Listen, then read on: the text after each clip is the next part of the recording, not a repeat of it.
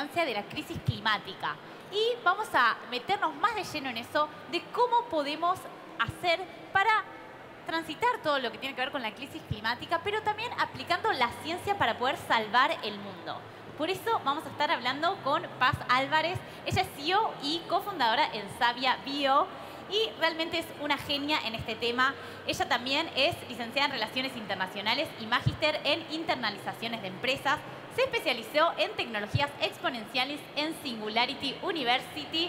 La verdad es que es un placer tenerla hoy. Ya es una amiga de la casa, estuvo viajando también por el mundo. Y bueno, realmente es una charla muy interesante para que podamos aprovechar, para que podamos aprender también de todos los conocimientos de la ciencia y cómo podemos impactar en esto para hacer un mundo mejor. Y también un dato no menor, que está preparando su propia línea de vinos para el mercado internacional como una buena mendocina. Así que, por favor, un gran aplauso para Paz Álvarez. Gracias. ¿Qué tal todos? Estoy recién llegando, recién aterrizando, así que vengo súper revolucionada. Entrar acá y ver toda esta gente, tantos jóvenes, tantos niños, tanto talento, me genera algo que está buenísimo, así que bueno, espero poder compartirles un poco lo que me pasa a mí, cómo vivo yo la ciencia y la tecnología. Y bueno, y espero que después podamos también charlar, después de la charla, después de este ratito, porque me gusta un montón poder intercambiar como lo hicimos el año pasado.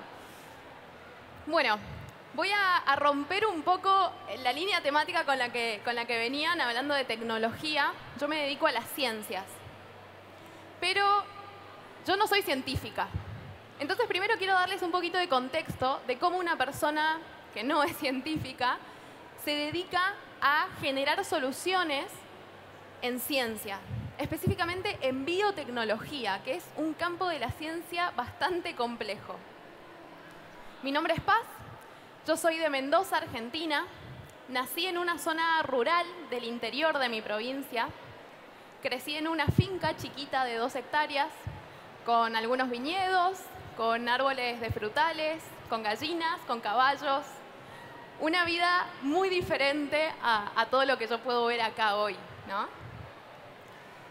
De a poco, cuando fui creciendo, me fui dando cuenta de la cantidad de problemas que había en mi entorno, ¿no? De cuántos desafíos que enfrenta la ruralidad, cuántos desafíos que enfrentan las personas del interior de los países de América Latina, cuántos desafíos enfrenta nuestra región y cuántos desafíos enfrenta el mundo.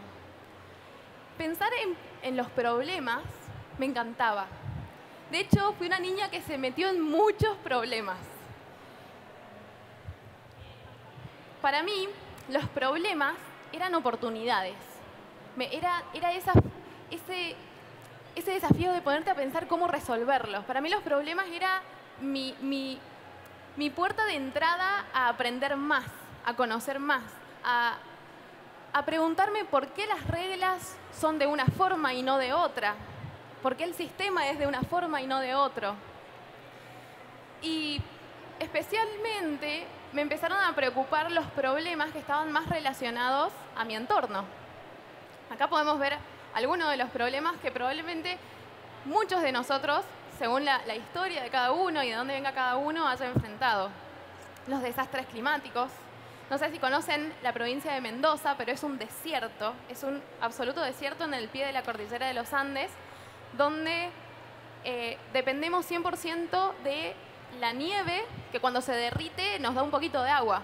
Pero si no fuera por eso, es un lugar infértil, donde no hay agua, no puede crecer nada. Entonces, el tema de los desastres naturales es bastante importante para nuestro contexto. Temas de energía. Cómo poder abastecer a los lugares más remotos con energía, los temas ambientales, la contaminación, la seguridad alimentaria, particularmente un tema que a mí me apasiona muchísimo. Bueno, la salud humana, cómo hacemos para democratizar la salud, para poder prolongar la vida humana, para mejorar la calidad de vida de los seres humanos, también de los animales, y finalmente el agua. Estos son los temas que a mí más me llamaban la atención. Estudié Relaciones Internacionales, como dijeron en la presentación, porque fue la carrera que yo entendí que me iba a ayudar a adquirir las herramientas para entender los problemas. No sé si alguien estudió Relaciones Internacionales acá, pero básicamente es una carrera que te ayuda a entender cómo los problemas chiquititos de nuestras comunidades impactan a nivel global y cómo los problemas globales pueden impactar en nuestros países, en nuestras familias, en nuestros barrios. Y la verdad es que yo aprendí muchísimo en esa carrera. Me gustó un montón, la disfruté un montón, aprendí, la hice con mucha pasión. Pero cuando terminé me di cuenta que al salir al campo laboral, a la vida laboral, ya de joven adulta, me di cuenta que mi vocación no iba por analizar y entender los problemas, sino que mi vocación está en solucionar los problemas. Así fue como empecé a meterme en el mundo de la tecnología. Porque dije, ok, para solucionar problemas tan grandes como el hambre, la contaminación o el cambio climático, necesito herramientas poderosas, ¿no? Entonces, ahí fue cuando empecé a aprender de forma autodidacta algunos tipos de tecnología, como programación, un poco de inteligencia artificial, ciencia de datos, y ocurrió una serendipia en mi vida que yo sin buscarlo y sin saber lo que era Singularity University, que les recomiendo que lo googleen y lo anoten y después se pongan a explorar sobre eso, sin saber lo que era, vi en LinkedIn una convocatoria para una beca para estudiar tecnologías exponenciales. Apliqué y me seleccionaron. En Singularity conocí la biotecnología. Yo venía estudiando programación, inteligencia artificial, otro tipo de tecnologías que no tienen nada que ver con la ciencia. La biotecnología es el campo de la ciencia que utiliza organismos vivos o derivados de organismos vivos para producir productos o servicios, ¿no? Valga la redundancia. Con la biotecnología me di cuenta que podía solucionar de forma innovadora, de forma totalmente novedosa, todos los problemas que a mí me llamaban la atención. Acá en este gráfico van a poder ver todas las distintas aplicaciones que tiene la biotecnología, porque probablemente hayan escuchado esa palabra, biotecnología, en los últimos años por el COVID, por ejemplo, ¿no? Porque la biotecnología es la disciplina que desarrolla las vacunas. Pero también se puede aplicar a los alimentos, al medio ambiente, a la industria, al mar, a la bioseguridad. A mí particularmente había uno de esos problemas de los que hablaba antes que me interesaba mucho, y era la seguridad alimentaria. Yo les contaba que vengo de un desierto, donde producir alimentos es un desafío enorme. En la carrera de Relaciones Internacionales descubrí que la seguridad alimentaria no era un problema solamente de Mendoza, era un problema internacional, era un problema global, y es uno de los principales desafíos que va a enfrentar la humanidad y todo el mundo en los próximos años. Así fue como nació Savia Bio.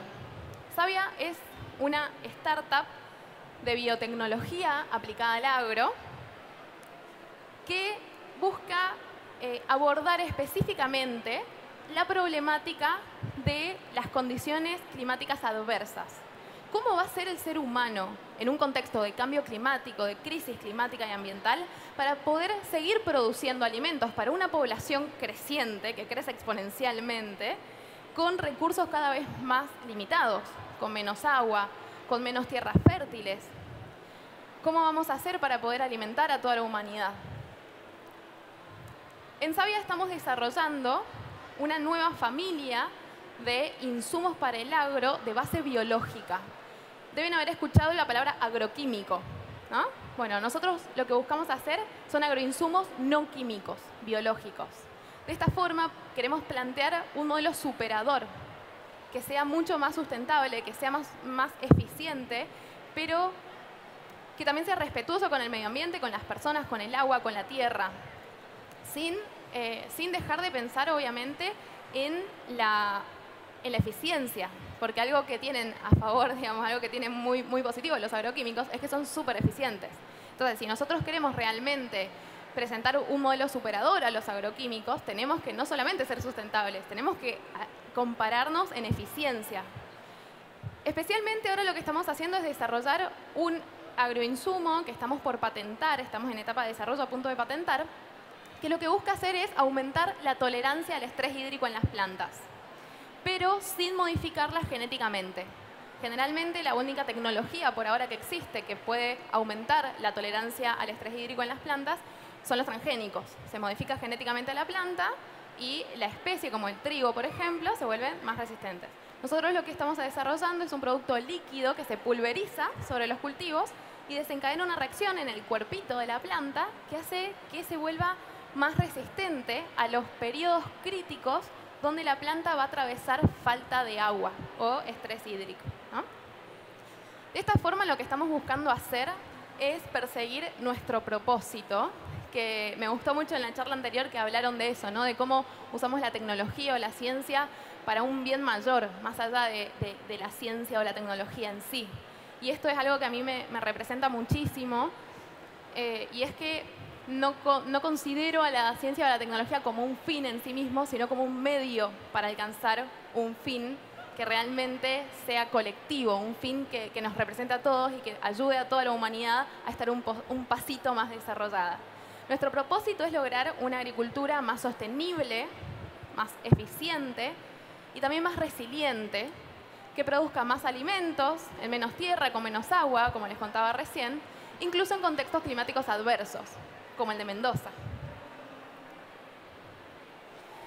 Pero lo que hacemos nosotros es un pedacito así de chiquitito de la biotecnología. Nosotros hacemos biotecnología aplicada al agro. Pero la biotecnología, como les mostraba en el gráfico anterior, tiene un campo de aplicación enorme. Yo les quiero mostrar muy rápidamente, mañana van a haber otras charlas de biotecnología, así que agéndenselas. Les quiero mostrar muy rápidamente que hay un montón de otros grandes desafíos de la humanidad que pueden ser resueltos desde la ciencia. Este es un ejemplo de cómo en un futuro, yo creo que no muy lejano, probablemente ya nadie muera esperando un trasplante de un órgano. Creo que eso a mí me pone la piel de gallina, me resulta algo muy potente. ¿Cuántas personas, cuántas miles de personas están en este momento esperando un trasplante de órgano? ¿O cuántas miles de millones de personas en el mundo se queman, tienen quemaduras y tienen que vivir el resto de la vida con problemas en la piel porque no hay una forma de solucionarlo? Ya existe en este momento un montón de equipos, de empresas, de startups, de universidades, de científicos que están desarrollando tecnología de impresión 3D que cuando converge con la biotecnología, que lo que hace la biotecnología en este caso es generar materiales que se asemejen, digamos, a partir de células humanas, que se asemejen a la piel, digamos, o al material de los órganos. Cuando convergen dos tecnologías tan poderosas como la impresión 3D y la biotecnología, pasa esto. De repente se habilita un enorme campo nuevo que puede generar un impacto positivo inconmensurable, ¿no? Ya hay equipos en distintos países del mundo imprimiendo órganos con bioimpresoras 3D. De la misma forma, hablábamos antes de los problemas ambientales. La biotecnología también tiene la capacidad de poder generar soluciones que nos ayuden a contrarrestar todo el daño que estamos causando al medio ambiente. Un paréntesis con esto, no quiero decir que podemos relajarnos y ahora causar mucho daño al medio ambiente porque la tecnología lo soluciona, ¿eh? Pero lo bueno es que para poder empezar a compensar tantos años de malas prácticas que hemos hecho en nuestro planeta, tantos siglos de malas prácticas, ya existen algunas soluciones, como esta gente que está haciendo bacterias que descomponen plásticos y petróleo. Esto es increíble. Imagínense, ¿vieron alguna vez esas noticias cuando hay derrames de petróleos en el mar? Y que se mueren un montón, se mueren, no sé, un montón de especies de la vida marina y se contaminan el agua, los corales. Bueno, esto podría ser una excelente solución para eso. Bacterias que no alteren los ecosistemas marinos, pero que tengan la capacidad de abordar la problemática de un derrame de petróleo en el océano, por ejemplo, y pueda degradar ese petróleo antes de que afecte a las tortugas, a los corales, a las ballenas, a los delfines.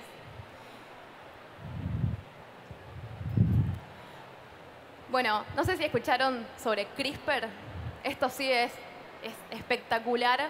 De hecho, les recomiendo una serie en Netflix sobre CRISPR que para los que todavía no exploran esta tecnología. Ya hay una startup que de hecho tengo la suerte de poder llamarlos amigos, son unos ingleses que están trabajando en la edición genética de un tipo de arroz con tecnología CRISPR para poder adaptar el cultivo de arroz a los océanos. No sé si conocen cómo es el cultivo de arroz, pero el arroz es un tipo de planta que necesita muchísima agua, muchísima, enormes cantidades de agua. Los campos de arroz se inundan, no se riegan, se inundan directamente, metros de agua. Imagínense lo poco eficiente y la huella hídrica que tiene 1 kilo de arroz, ¿no? Lo que está buscando este equipo, que se llama Alora, si quieren después también explorarlos, lo que está buscando este equipo es poder hacer campos de arroz flotantes en el océano.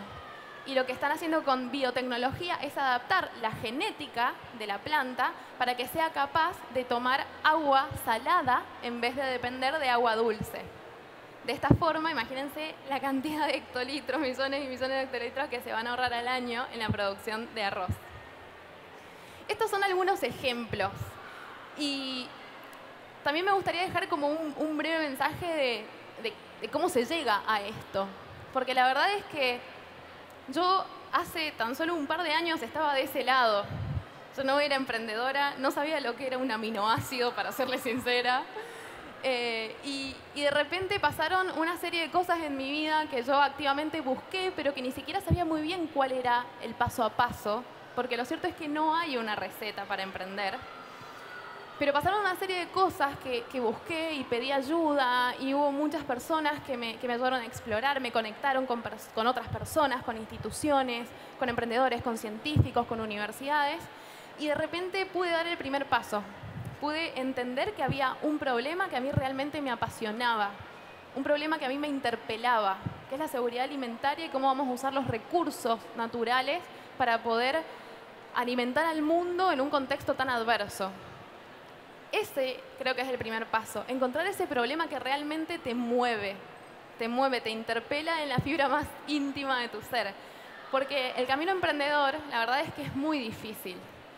Siempre la parte linda no es esta, cuando uno puede intercambiar con otras personas, inspirar gente, o cuando tu producto realmente llega a la etapa de desarrollo para salir al mercado, cuando podés hacer crecer tu equipo, cuando te dan un premio, cuando empezás a facturar, por supuesto. No me ha pasado todavía, porque estamos en etapa de desarrollo.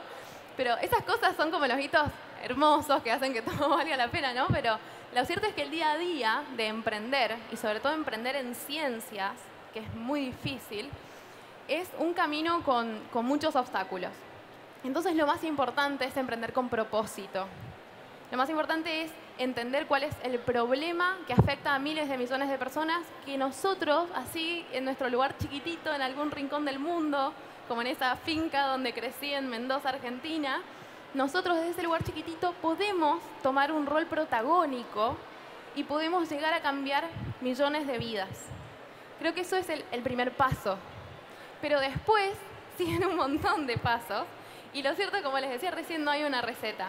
Entonces, creo que este tipo de instancias son súper útiles para poder conectar con personas que tal vez ya transitaron esos pasos y pedir ayuda.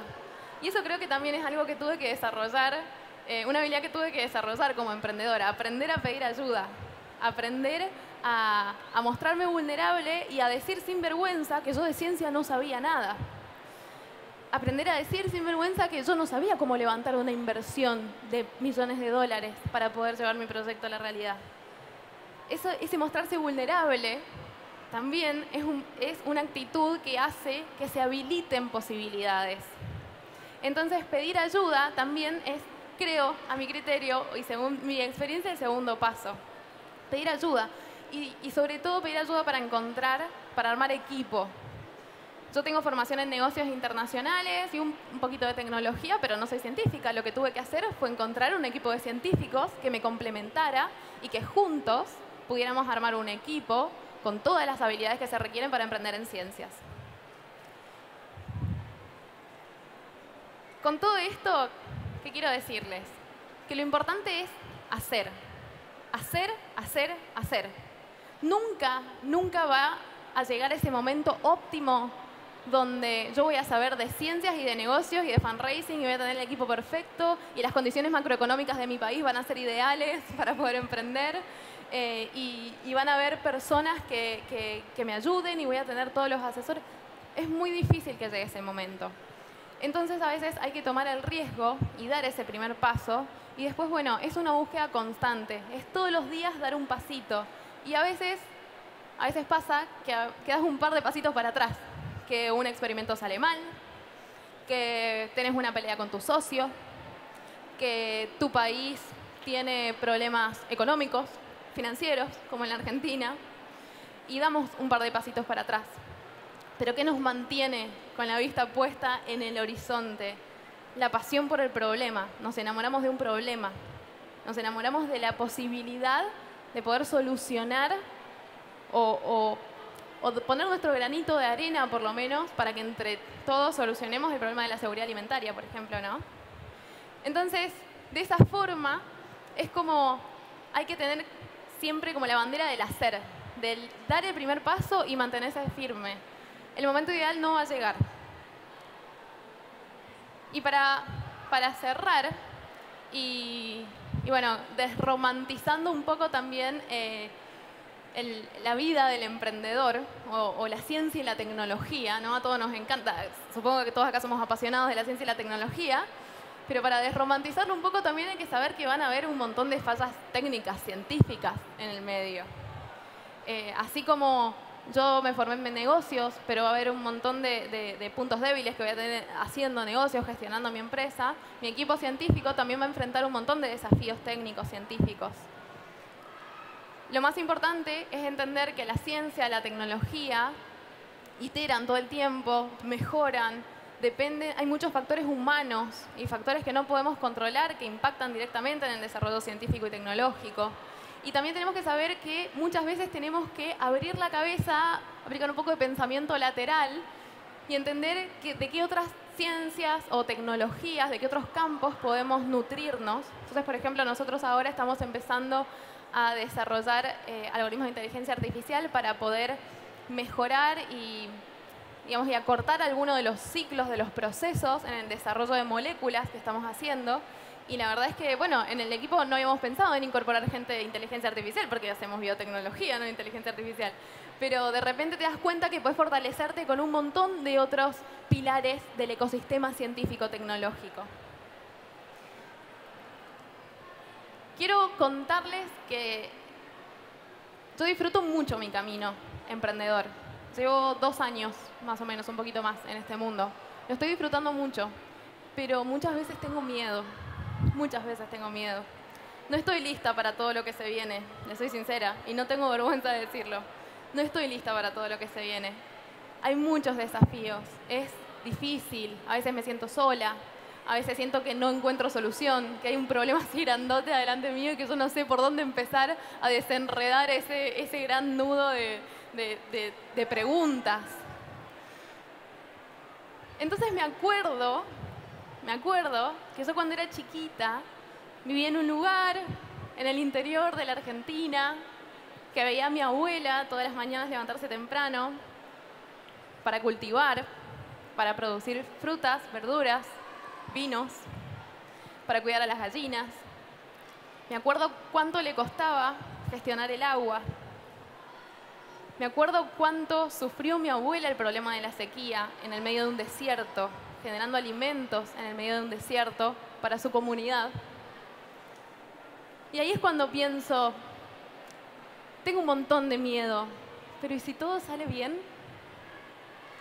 Espero que ustedes se lleven esta pregunta también, se animen a explorar, porque yo creo que todos en algún rinconcito adentro tienen esa chispita de esas ganas de cambiar el mundo. Y tal vez, ¿por qué no? ¿Qué tal si cambiamos el mundo desde la ciencia? Muchas gracias.